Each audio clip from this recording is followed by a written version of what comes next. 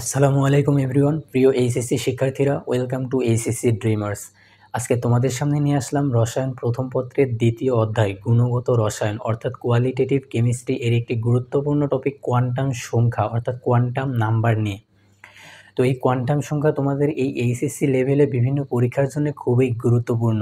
তো প্রথমেই যদি বলি যে কোয়ান্টাম সংখ্যা থেকে আসলে কিভাবে কোশ্চিন আসে, তো মনে রাখবা যে এই কোয়ান্টাম সংখ্যার সাহায্যে মূলত অরবিটাল সংখ্যা বা ইলেকট্রন সংখ্যা নির্ণয় আসে। তো আজকের এই ভিডিওটি যদি তুমি পুরোপুরি ভালোভাবে দেখো তাহলে আশা করি এই কোয়ান্টাম সংখ্যা নিয়ে কোনো ধরনের কনফিউশন তোমার থাকবে না। তো দেরি না করে চলো শুরু করা যাক। তো প্রথমে এখানে আমাদের যে টপিক অর্থাৎ কোয়ান্টাম সংখ্যা বা কোয়ান্টাম নাম্বার সেটা আগে ক্লিয়ার করা উচিত। তো ইলেকট্রনগুলো নিউক্লিয়াসকে কেন্দ্র করে যে কক্ষপথে আবর্তন করে সেই কক্ষপথের আকার, আকৃতি, ত্রিমাত্রিক দিকবিন্যাস এবং ঘূর্ণন যে সংখ্যার সাহায্যে জানা যায় তাকে মূলত কোয়ান্টাম সংখ্যা বলা হয়। অর্থাৎ কোনো একটি কক্ষপথ বা শক্তি স্তরের সাইজ, শেপ, ওরিয়েন্টেশন এবং স্পিন যে সংখ্যার সাহায্যে জানা যায় তাকে মূলত কোয়ান্টাম সংখ্যা বলা হয়। আর এই চার ধরন অনুসারে মূলত কোয়ান্টাম সংখ্যাকে চার ভাগে ভাগ করা হয়। যেমন প্রথমেই আমরা পাবো হচ্ছে প্রধান কোয়ান্টাম সংখ্যা বা প্রিন্সিপাল কোয়ান্টাম নাম্বার, একে মূলত এন দ্বারা প্রকাশ করা হয়। আর এই এন এর মান 1, 2, 3, 4 অনুসারে, অর্থাৎ যেটা মিন করা হচ্ছে কে এল এম এন দ্বারা। এরপর আমরা পাবো হচ্ছে দ্বিতীয় প্রকার, যেটা হচ্ছে সহকারী কোয়ান্টাম সংখ্যা বা এজিমুথাল অর সাবসিডিয়ারি কোয়ান্টাম নাম্বার। তো একে মূলত এল দ্বারা প্রকাশ করা হয়। আর এল এর মান নির্ণয়ের একটি সূত্র আছে, সেটা হচ্ছে যে 0 থেকে n-1, অর্থাৎ 0 থেকে n-1 পর্যন্ত যে মান সেগুলো শুধুমাত্র এল এর মান হওয়া সম্ভব। আর এই এল এর মান 0, 1, 2, 3 এই অনুসারে মূলত আমরা উপশক্তি স্তরকে নামকরণ করি এস, পি, ডি, এফ। অর্থাৎ এস উপশক্তি স্তরের ক্ষেত্রে এল এর মান হচ্ছে 0, পি উপশক্তি স্তরের ক্ষেত্রে এল এর মান হচ্ছে 1, ডি উপশক্তি স্তরের ক্ষেত্রে এল এর মান 2 এবং এফ উপশক্তি স্তরের ক্ষেত্রে এল এর মান 3। তো এখানে এস, পি, ডি, এফ বলতে আমরা আসলে কি বুঝি, যেমন এস থেকে হচ্ছে শার্প মানে হচ্ছে যেটি তীক্ষ্ণ বোঝায়, পি থেকে হচ্ছে প্রিন্সিপাল অর্থাৎ যেটি প্রধান বোঝায়, আর ডি থেকে হচ্ছে ডিফিউজড অর্থাৎ যেটি পরিব্যাপ্ত বোঝায়, আর এফ থেকে হচ্ছে ফাউন্ডামেন্টাল অর্থাৎ যেটি মৌলিক বোঝায়। তো এরপর আমরা পাবো হচ্ছে তৃতীয় কোয়ান্টাম সংখ্যা, যেটি হচ্ছে ম্যাগনেটিক বা চুম্বকীয় কোয়ান্টাম সংখ্যা। আর একে মূলত এম দ্বারা প্রকাশ করা হয়। আর এম নির্ণয়ের সূত্র হচ্ছে -L থেকে 0 সহ +L, অর্থাৎ এই এল এর মানে নেগেটিভ থেকে 0 সহ পজিটিভ পর্যন্ত যে মান সেটি হচ্ছে এম এর মান। তো এম এর মান অনুসারেই মূলত এখানে আমাদের 1s, 2s, 2p, 3s, 3p, 3d, 4s, 4p, 4d, 4f এগুলো হয়ে থাকে। তো এরপর আমরা পাবো হচ্ছে লাস্ট যে কোয়ান্টাম সংখ্যা, সেটি হচ্ছে ঘূর্ণন কোয়ান্টাম সংখ্যা বা স্পিন কোয়ান্টাম নাম্বার, যেটিকে মূলত এস দ্বারা প্রকাশ করা হয়। এই ঘূর্ণন কোয়ান্টাম সংখ্যা মূলত ঘূর্ণন নির্দেশ করে অর্থাৎ স্পিন নির্দেশ করে, যেটি মূলত দুইটা হইতে পারে, একটা পজিটিভ দিকে একটা নেগেটিভ দিক, অর্থাৎ একটি ঘড়ির কাঁটার দিকে অথবা একটি ঘড়ির কাঁটার বিপরীত দিকে। তো এই অনুসারে মূলত এটিকে পজিটিভ আর হচ্ছে নেগেটিভভাবে ভাগ করা হয়ে থাকে। আর এই কারণে এটির মান জেনারেল প্লাস আপ অথবা মাইনাস আপ, অর্থাৎ স্পিন বা ঘূর্ণন কোয়ান্টাম সংখ্যা বা এস এর মান শুধুমাত্রই প্লাস মাইনাস হাফ হতে পারে।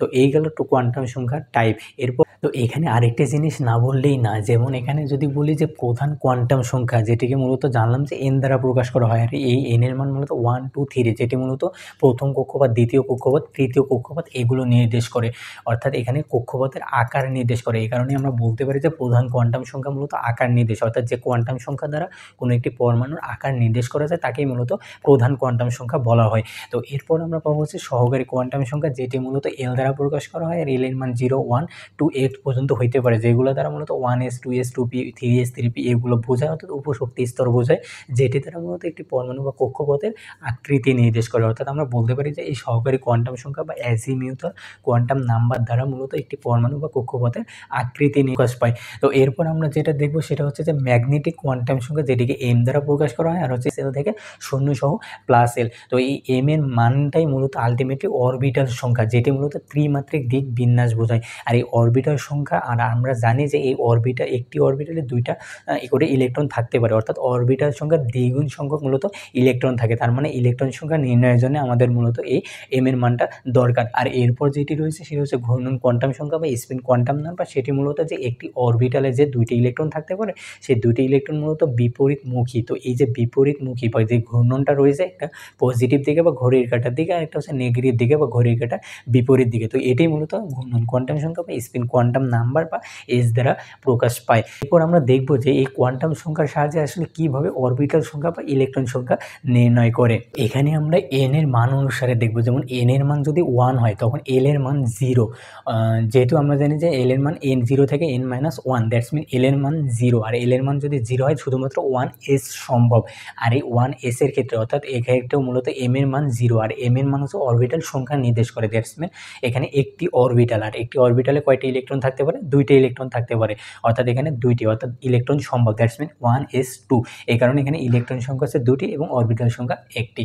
তো এরপর আমরা পাবো হচ্ছে n এর মান 2, অর্থাৎ দ্বিতীয় কক্ষপথ শক্তি স্তরের ক্ষেত্রে। তো n এর মান যখন 2 হবে তখন স্বাভাবিকভাবে এল এর মান 0 আর হচ্ছে 1। তো এল এর মান 0 আর 1 বলতে কি 2s আর হচ্ছে 2p। তো এই 2টা নির্দেশ করে হচ্ছে n এর মান বা প্রধান কোয়ান্টাম সংখ্যা, আর sp নির্দেশ করে হচ্ছে এল এর মান অনুসারে। তো 2s আর 2p সম্ভব, যেমন এখানে 2s এর ক্ষেত্রে m এর মান 0, দ্যাটস মিন একটি অরবিটাল, এখানে 2টি ইলেকট্রন থাকা সম্ভব, দ্যাটস মিন 2s2।